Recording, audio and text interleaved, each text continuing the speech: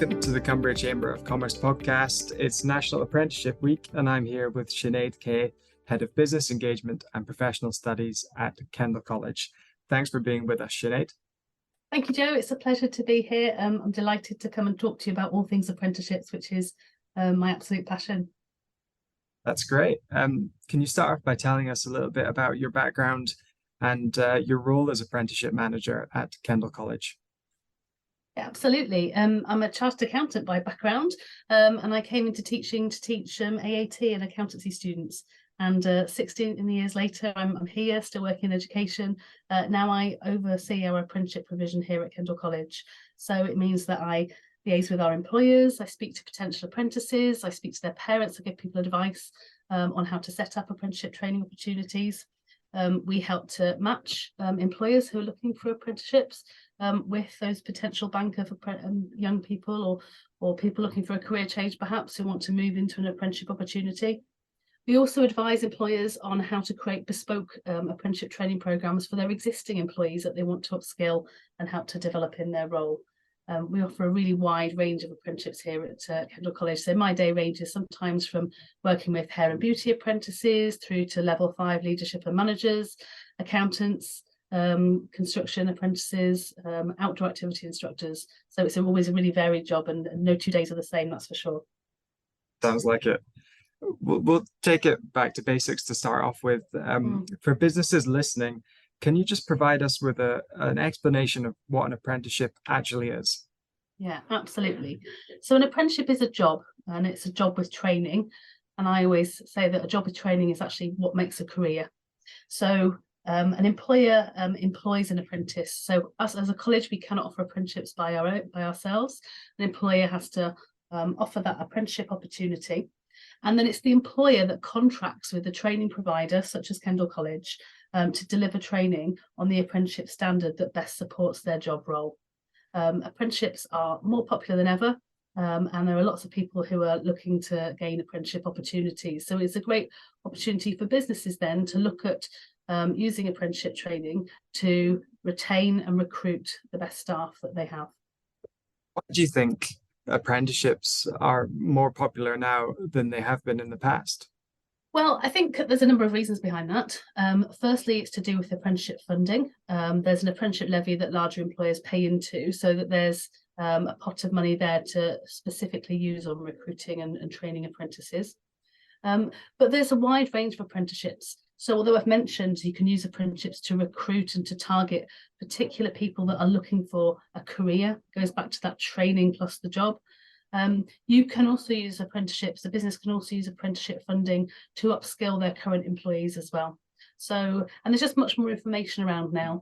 People have realised that the traditional route perhaps of A-levels and then into university is not the only route. And some of our kind of most high-performing apprentices are people who could quite happily have gone on to university but realise that's not what they want to do. They want to make a difference in the workplace here and now. Interesting. So when the layperson thinks about apprenticeships, you usually think of sectors like hair and beauty, like you said, or construction. What are the sectors that employ the most apprentices, and are there any sectors that would surprise you? Well, there are apprenticeships in over 18 different industry sectors and over 600 different apprenticeship standards available. So it absolutely crosses the whole kind of range of things. We, for example, here have apprenticeships available in bike maintenance, in pharmacy, in agriculture, as well as some of those more traditional areas. And I think the big change is that people often consider an apprenticeship to be something that somebody does right at the beginning of their career. So maybe a 16, 17, 18-year-old who's going into perhaps one of the traditional trades for the first time. And although, yes, absolutely, they are still apprentices, there's now the apprenticeship funding can be used for apprenticeship training right through to higher levels, including degree apprenticeships. It's not something we're running, and it's not running yet, but I understand that there are plans for doctors to be able to be trained as GPs via an apprenticeship scheme. So absolutely, there are apprenticeships available in almost any sector that you can think of.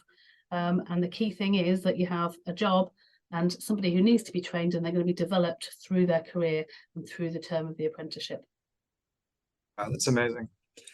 So say if there's a business listening that wants to start out employing apprentices, where should they turn for funding? Can you talk a little bit about that, please? Yeah, absolutely. And this is one of the things that can be complicated and can put businesses off actually from looking at apprenticeship opportunities. So my first thing that I would always say is come and speak to us, give us a ring or email us, and we'll speak to you individually as a business about your own situation. But just as an overview, there is an apprenticeship levy. So larger businesses that have a pay bill in excess of £3 million have to pay a rate of 0.5% of that bill into the apprenticeship levy. That means they then have a pot of levy funds that can be used and can only be used to pay registered apprenticeship training providers to train their staff on an apprenticeship standard. So that can be used either to recruit and develop new apprentices into their sort of career roles, or it can be used to upskill and develop existing staff. So if you're a large employer, you've got that apprenticeship levy pot to use on training your staff, and if you don't use it, you lose it.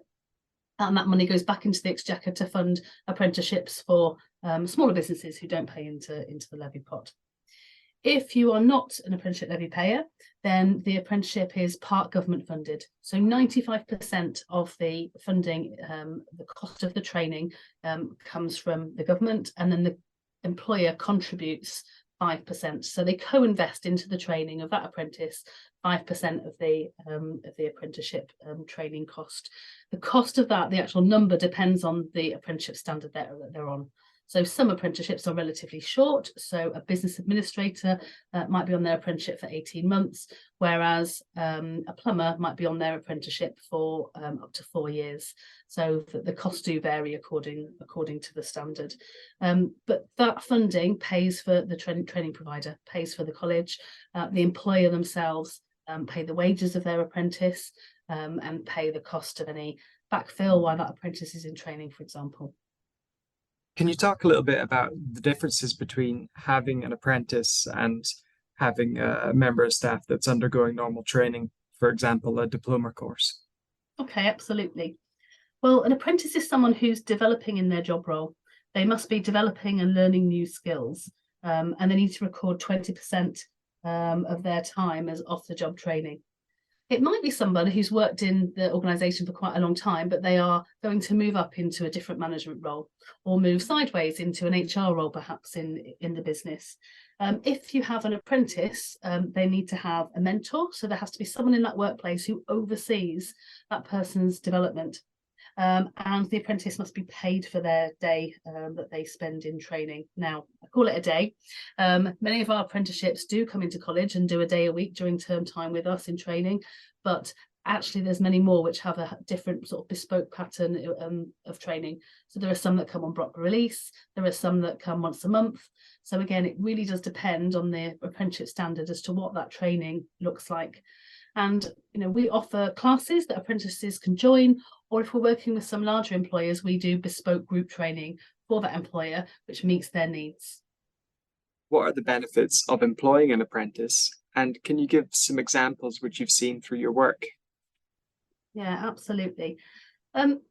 Well, firstly, it starts with recruitment. So if you're using an apprenticeship job opportunity to recruit apprentices, then there are systems in place to help you to find the right person. So here at Kendal College, we have a talent pool, which is a database of people that have come to us to express the fact they are interested and they want an apprenticeship in a particular area. And we provide a matching service where we let the people in the talent pool know about potential vacancies.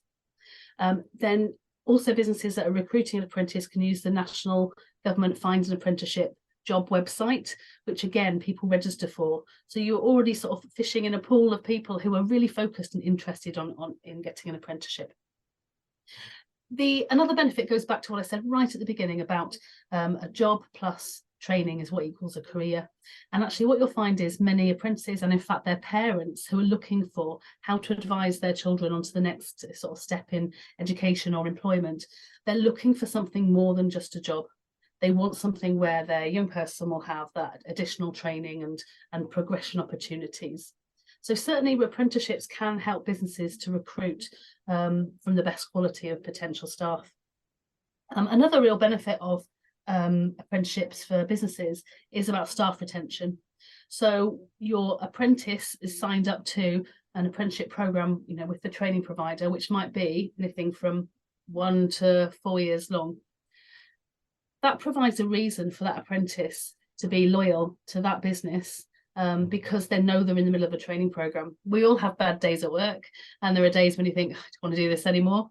But actually, we find with our apprentices that when they're on an apprenticeship training program, they know that they have a commitment, and they stay on that program, and they get past those bad days, and the next day gets better again, and they have a mentor, and they have someone they can speak to, and they have a college tutor as well. So for all those reasons, actually recruiting an apprentice can help businesses with staff retention, help those especially younger apprentices through bumpy times in their career, and to get them through the difficult days because they have a support network around them. The other advantage to an employer of using the apprenticeship sort of training program is that they can potentially arrange some bespoke training using the apprenticeship standard. So the apprenticeship standards are deliberately written so that they, in some ways they seem vague, but they're not vague at all. What it actually means is there is room for them to be adapted and be made bespoke to a business needs. So actually, an employer can work with us and explain what the training needs really are in their organisation, and we can match that to an apprenticeship standard and make sure that what we're delivering really is what their apprentices need to know. So we've worked with, for example, some quite big names in the hospitality industry, and we've designed entire bespoke training programs for their apprentices, and they have seen recruitment days being really busy in times when their competitors are really struggling to find any staff. But because they're offering it as an apprenticeship training program, they're attracting a different type of potential apprentice, and it's helping to meet their staff needs in this time when it's really difficult to recruit. With the many benefits that there are for employers employing apprentices, and the fact that apprenticeships are growing in number all the time, you talk about doctors potentially being trained as apprentices in the future. What do you see the future of apprenticeships looking like? Do you see a future where the university's role is diminished in educating people, and people are educated more often on the job? Well, I'm absolutely sure that apprenticeships are only going to grow and grow. There is great sort of push behind it from many levels. Schools are now seeing and understanding the benefits of apprenticeships, and are giving their young people really great advice now about the opportunities that are available to them. I think as the cost of university is kind of going up, people are looking for alternatives. But I think it's more than that. I think there's a recognition that studying and purely studying is a very, it's not for everybody at all. And actually being able to sort of learn while you earn, and being able to put things into practice immediately actually really is suited to many people's way of kind of learning and adapting. There are lots of people that are so eager and keen and want to start, and find that actually that learning that they do whilst working means that it actually has more impact, because they really understand the things that they're learning during their training and can apply it immediately. For us, the whole reason for an apprenticeship training is about impact in the workplace. We're not doing our job properly if our apprentices aren't learning and immediately able to apply that, and to actually see that our apprentice hairdresser becomes a better hairdresser as a result of their training with us, or our pharmacist technician becomes better at their job because of what they're being taught.